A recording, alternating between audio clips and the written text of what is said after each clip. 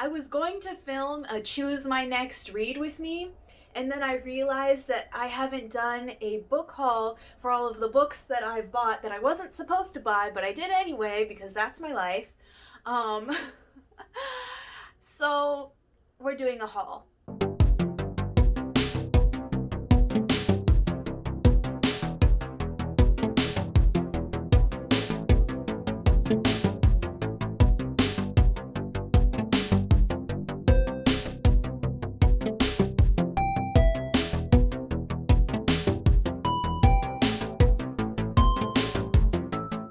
Hello there, welcome back to my channel. My name is Mackenzie and thank you so much for joining me today. We are doing a book haul.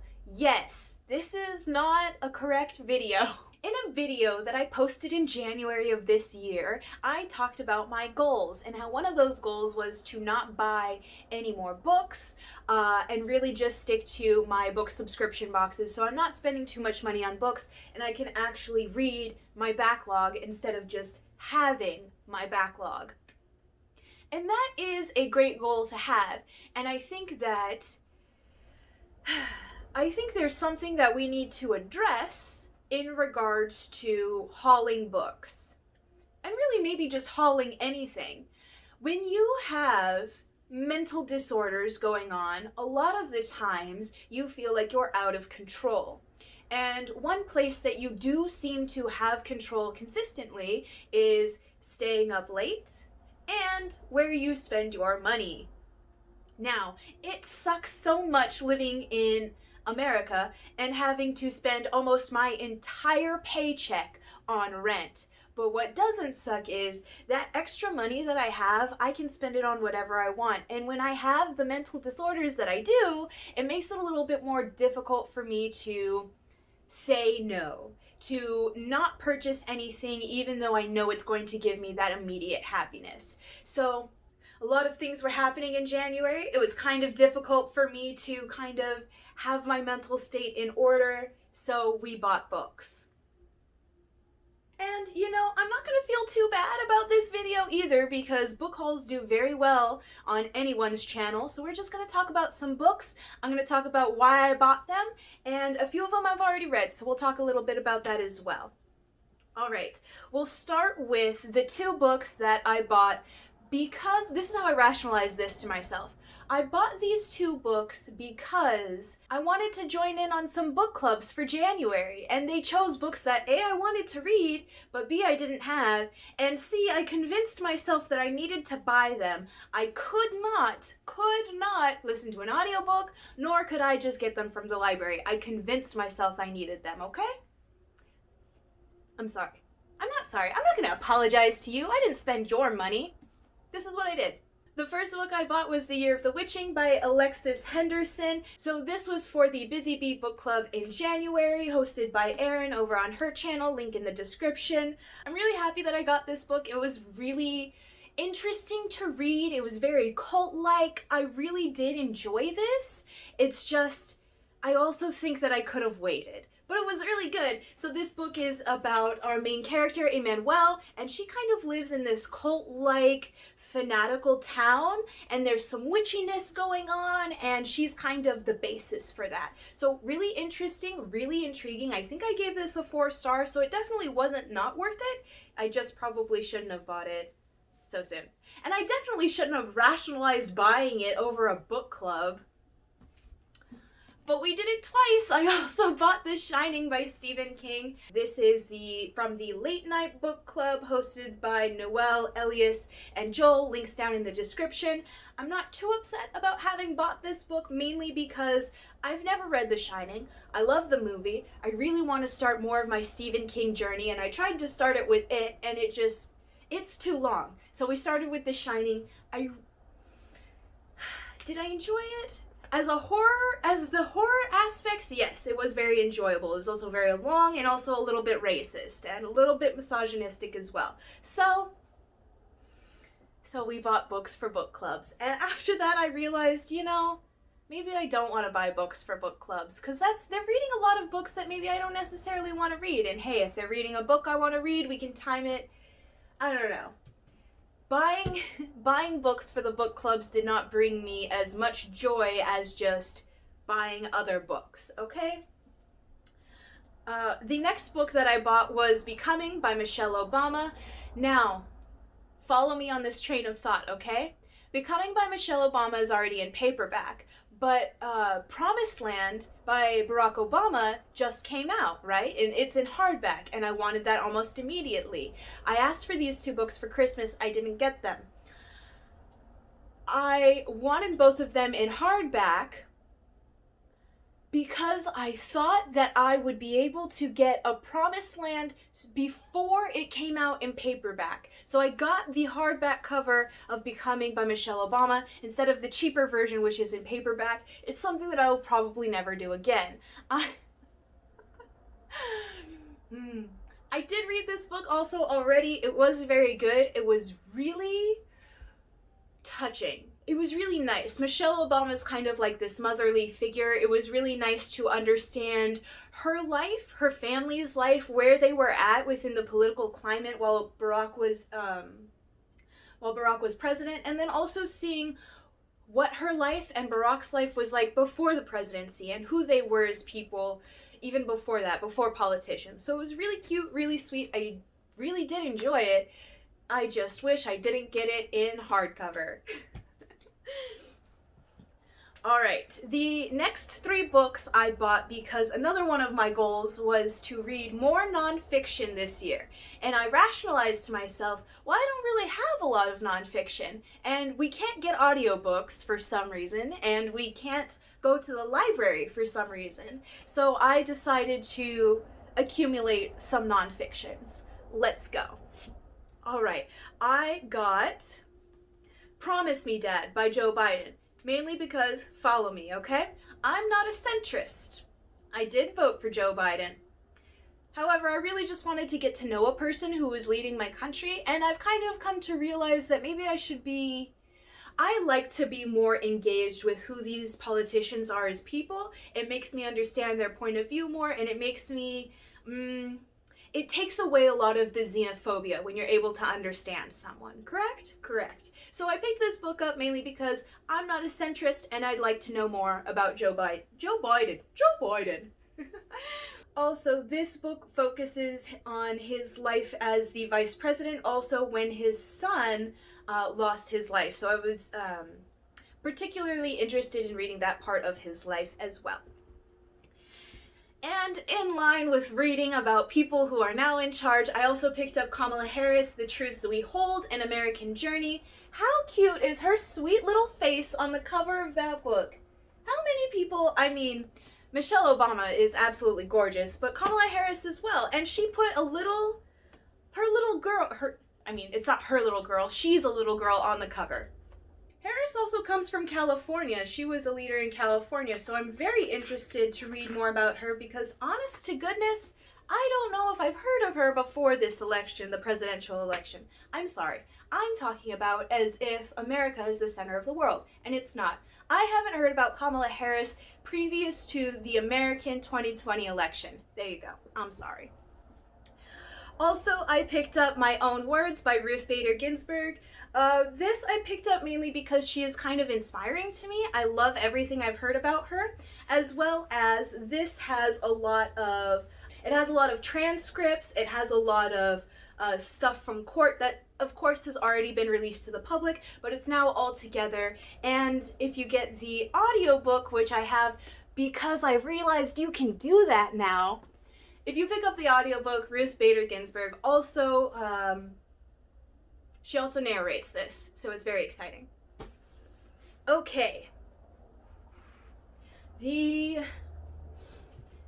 next books that I'm going to talk about were very interesting because my beloved husband got them for me.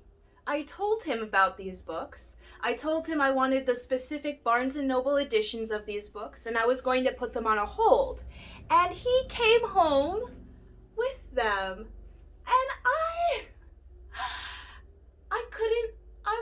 And you're never upset when someone brings you a gift, but I was like, babe, that's amazing. I wanted this set because I think it was a Lumicrate or Fairy Loot or both of them, someone or both of them, released How the King of Elfheim Loved or Lost Stories or something like that. And it's these characters. So I was kind of excited, kind of intrigued. And also, the Barnes & Noble edition has this foil on the front cover. I don't know if you can see or tell. It's beautiful and I really like it. Then, the next set of books I got was because Shadow and Bone decided to release a whole set of trailers, videos, audio, cast, pictures. They released their marketing package, basically, and I got a little concerned because I realized that the show was not just going to follow this trilogy, it was also going to follow this, and I don't know if it was going to follow this, but the new one was coming out of it, so I bought them all. And I was very nervous, you guys, and then the more I looked at fans talking about it, fans of the series who've already read these books talk about it, and the more I kind of looked at the vibe and the visuals that were going on, I decided I would wait. After buying all of these books, I decided I would wait to watch the show. I would wait and see what everyone else thinks, and then I would watch the show. So I already had this one from Christmas, so don't come for me for that. I also got Six of Crows and Crooked Kingdom. I got them in softcover because I have these ones in softcover. And also, these ones also have the half flap. And, I'm not too upset about a half flap. I know a lot of people don't like the half flap. I'm not upset by it. What I am upset by is the fact that these stories look so great. And, oh my.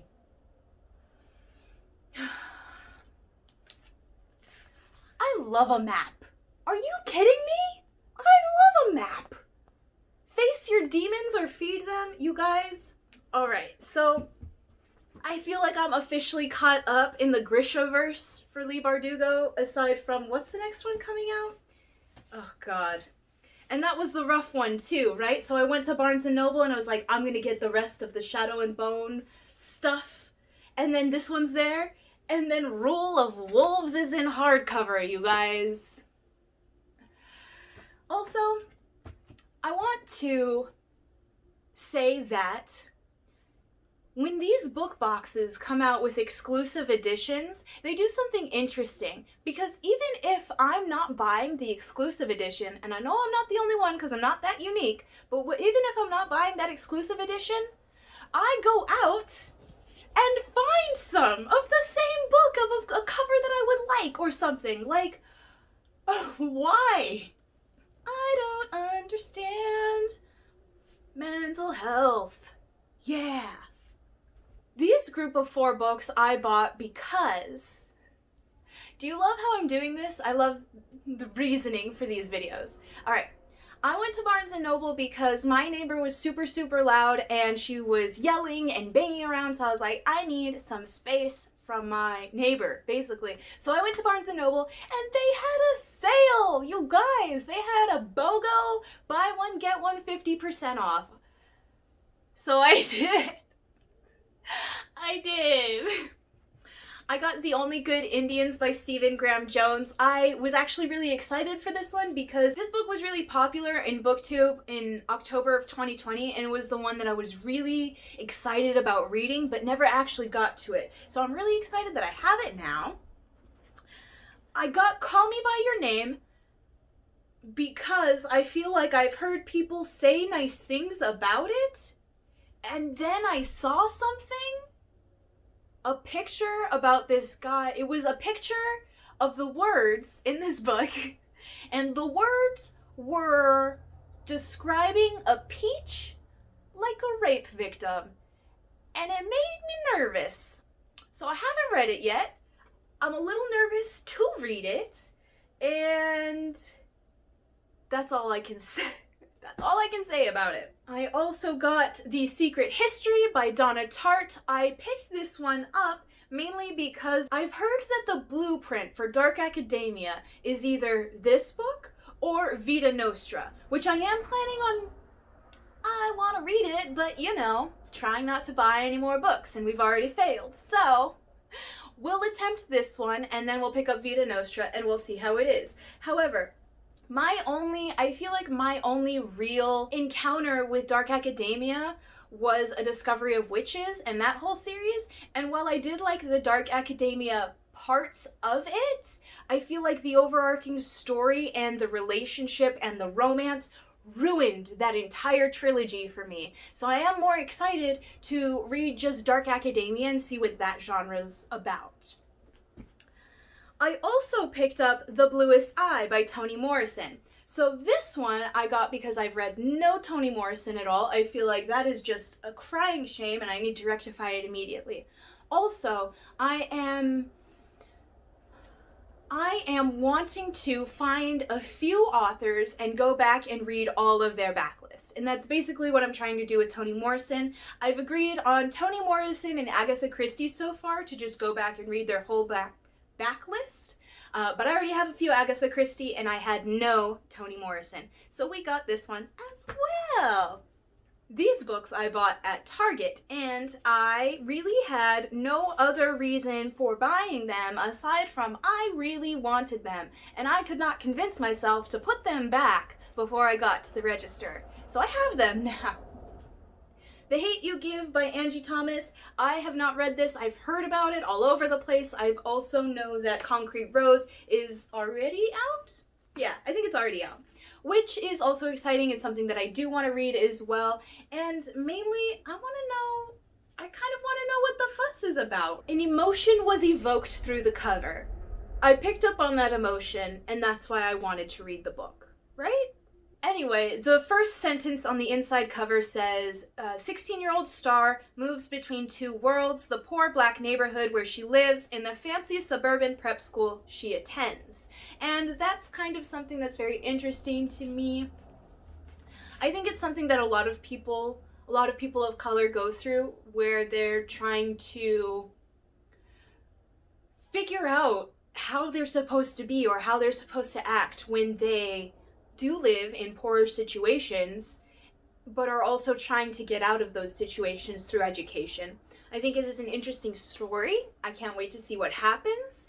And on top of that, I do want to read Concrete Rose. I think that story is also, it feels unique enough away from this to have its own purpose for being told.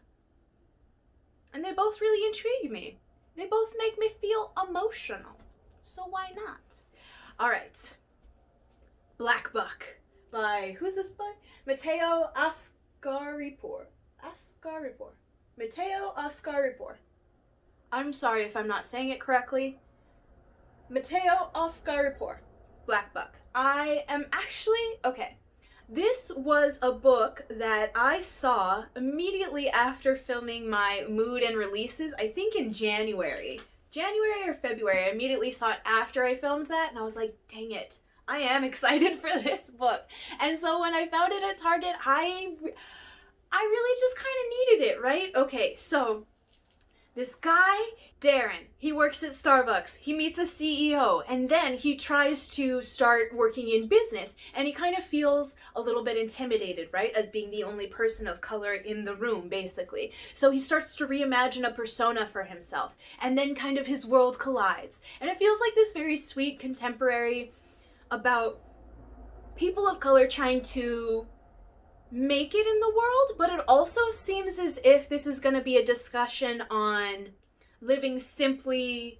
I don't even want to say living simply, living in the fast lane versus living in the slow lane, because it seems as if in the beginning Darren lives in the slow lane and he's happy with it, and then all of a sudden his life starts to turn into the fast lane, and I wonder if he's going to be happy about that or sad about that. So that's also interesting to me. All right, the final two books that I've got. This book is huge, but it was only $8 at Barnes & Noble, so I'm going to count that as a freaking win, you guys, especially because if you buy any other edition of the Iliad and the Odyssey, if they come together, it's like $40, or if you buy them separately, you could possibly get two paperbacks for like a total of 25 bucks. But $8 for this hardcover, you guys, okay. So I recently read, spoiler alert, a lot of people said that it made them want to read Game of Thrones. It made me want to read the Aeneid, or at least something similar. Now, I go through and I research the Odyssey, the Iliad, the Aeneid, and where those things take place. It seems as if you should read the Iliad, then the Aeneid, and then the Odyssey. That's how it seems to me, right? So I was thinking about that. I was thinking about how, yeah, maybe eventually I'll do that. Then I read the Song of Achilles, and girl, I know this is not going to be the same, but I feel like I'll be happier if I can read those names again. And also, it's such a pretty cover. It's just kind of plain, but I do like... I like the gold on the side, and then I do like books that have the two-tone on the hardcover. It makes them look really nice, I think. So obviously I haven't started it. I have picked it up a few times, and I've been like, wow, this is intriguing, but I haven't actually started it. You guys, it was $8. I couldn't let it go. I just couldn't let it go, you guys. All right, this other book was not $8. I put out a video. A FOMO video. And after that FOMO video, there was one author that I just couldn't stop researching, couldn't get it out of my mind that if I don't at least have one of those books, I will never ever start it. It will never happen for me. And I didn't want that to happen, you guys. I just didn't. So I have this giant freaking book now. It's like the Bible, you guys. It's as big as the Odyssey and the Iliad together.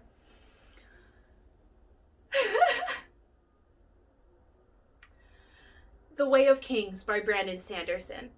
This is the first book of the Stormlight Archive. I know that in his Cosmere series, you can start at a few different places. I know there's a trilogy or a series before this that's the actual beginning, but this one seemed interesting enough to me to get me started at least. And it also seemed like the one most likely for me. It also seemed most likely to be the one that would get me hooked into Brandon Sanderson, his writing, his magic systems, and really this Cosmere world and what it entails. So, do we have a map? No, but we got creepy things. Ew. Ew. Are they tentacles? Aww. For Emily, who is too patient, too kindly, and too wonderful for words. But I try anyway. Oh. I love the dedications in books. Okay. Let's get everyone together. Let's see what kind of damage Mackenzie did when she wasn't supposed to do damage. You know, so I'm glad we got to have that cute little talk about mental health and what that means when we buy items. Because I know a lot of people don't like book hauls. A lot of people don't like capitalism. And a lot of people want to tell people what to spend their money on. And I also want to say that there's this Marie Kondo effect where after she came onto the scene, everyone decided that they needed a minimalist aesthetic. And I don't necessarily subscribe to that.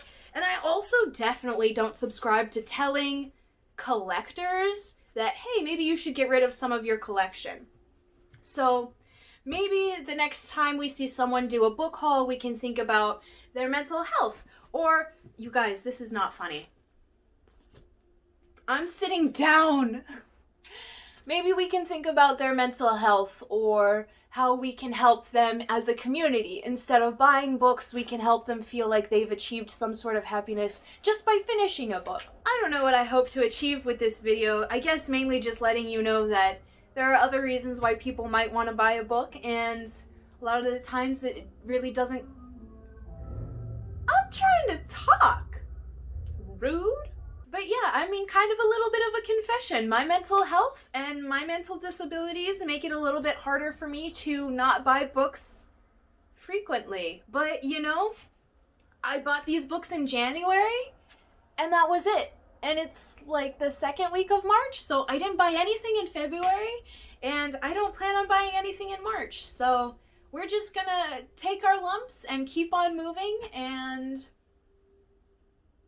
like I said, maybe the next time you get irritated with someone who's doing a book haul, maybe you can think, hey, maybe their mental health wasn't so great last month and they needed some happiness. Because that's where I was.